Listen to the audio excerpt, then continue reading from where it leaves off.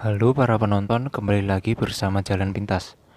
Di pembahasan video kali ini saya akan membahas sebuah film yang berjudul Snowpiercer yang dirilis pada tahun 2013. Sebelum masuk ke videonya, saya peringatkan bahwa video ini mengandung spoiler.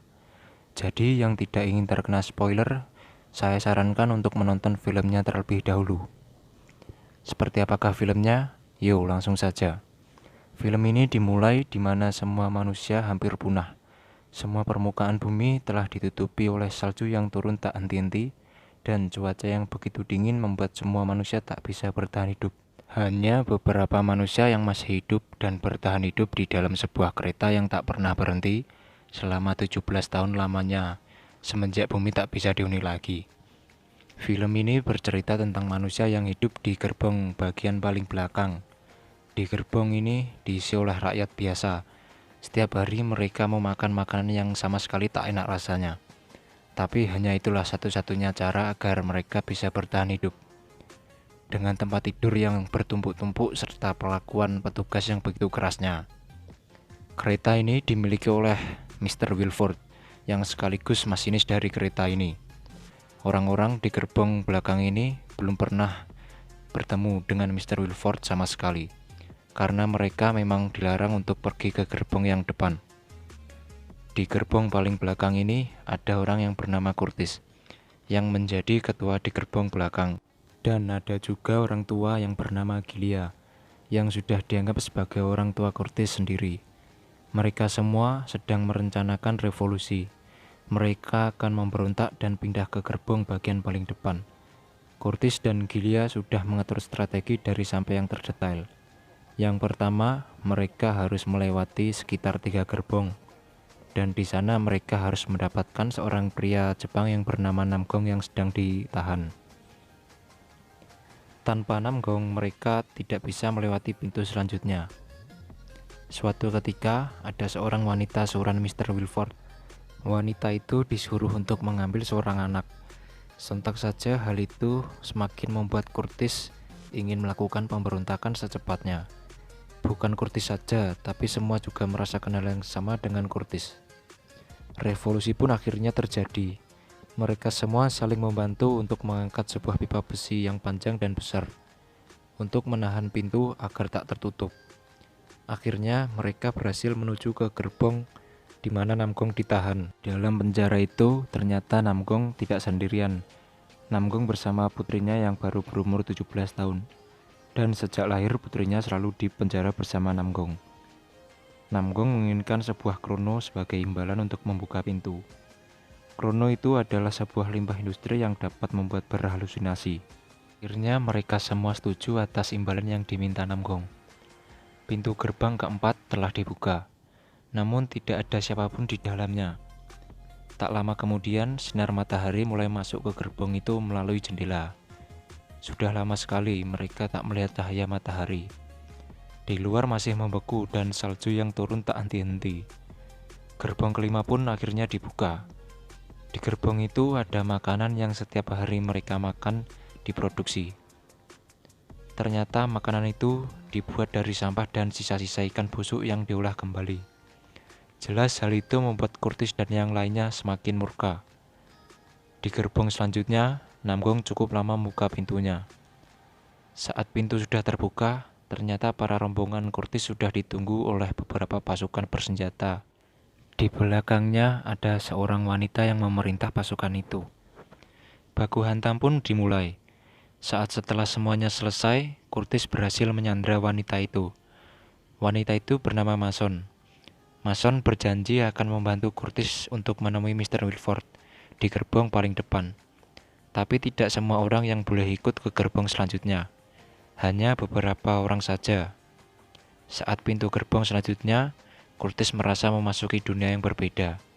Mereka semua keheranan, karena ini pertama kalinya mereka melihat tanaman setelah 17 tahun lamanya. Gerbong selanjutnya, mereka melihat sebuah akuarium yang besar, yang menampung berbagai macam ikan. Mereka semua terpesona akan keindahannya.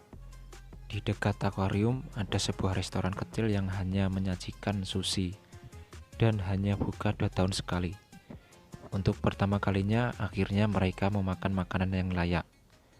Di depannya ada jendela yang memperlihatkan keadaan sekitar yang lumpuh total. Perjalanan kembali dimulai.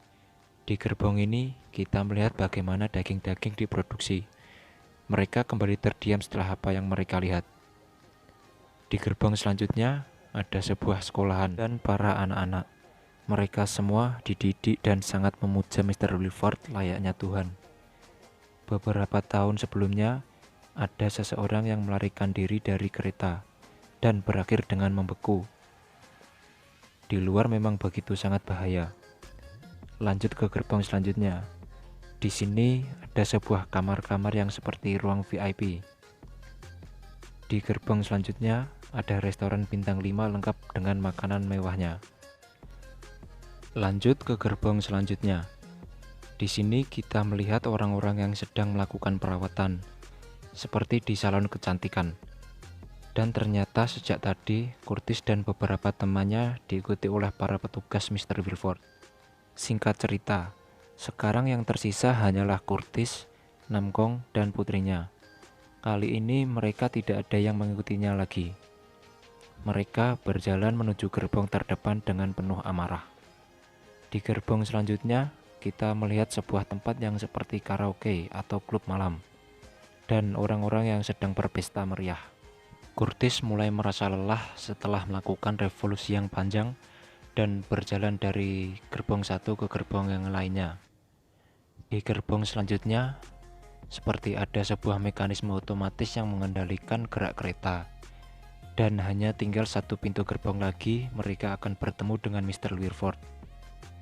Tapi Namkong tidak mau membuka pintu selanjutnya, dan malah ingin membuka pintu untuk keluar dari kereta. Tentu saja Curtis menolaknya. Namkong sangat yakin bahwa salju di luar sudah sangat meleleh, karena sebelumnya dia melihat bangkai kapal semakin terlihat. Saat Namkong ingin meledakkan pintu keluar, seorang wanita keluar dari ruangan Mr. Wilford dan menembak Namkong. Dan wanita itu mempersilahkan Curtis untuk menemui sang pemilik kereta ini, yaitu Mr. Wilford. Di sana Curtis mengobrol dengan Mr. Wilford. Dan akhirnya Mr. Wilford menjelaskan bahwa revolusi Curtis sudah direncanakan oleh Mr. Wilford dan temannya yang berada di gerbong paling belakang, yaitu Gideon. Curtis pun diharapkan untuk menggantikan Wilford untuk menjadi masinis dari kereta ini. Tapi sayangnya Curtis pun menolaknya. Kemudian Curtis mencongkel salah satu bagian dari lantai kereta ini untuk menyelamatkan seorang anak yang sebelumnya diambil oleh wanita suruhan Mr. Wilford. Dan kemudian Namkong meledakkan kereta ini. Namun sayang, pintu gerbong depan ini rusak dan tak bisa ditutup. Akhirnya mereka semua mati. Dan yang tersisa hanyalah putri Namkong dan anak kecil yang sebelumnya diselamatkan oleh Curtis. Untuk pertama kalinya dalam hidup mereka menginjakkan kaki di daratan. Dan di sana ada seekor beruang yang melihat mereka. Dan cerita pun selesai. Oh iya, dan jangan sungkan untuk memberikan kritik dan saran untuk channel ini, karena itu sangat berguna untuk membantu membangun channel ini agar lebih baik ke depannya. Terima kasih dan sampai jumpa lagi di video selanjutnya.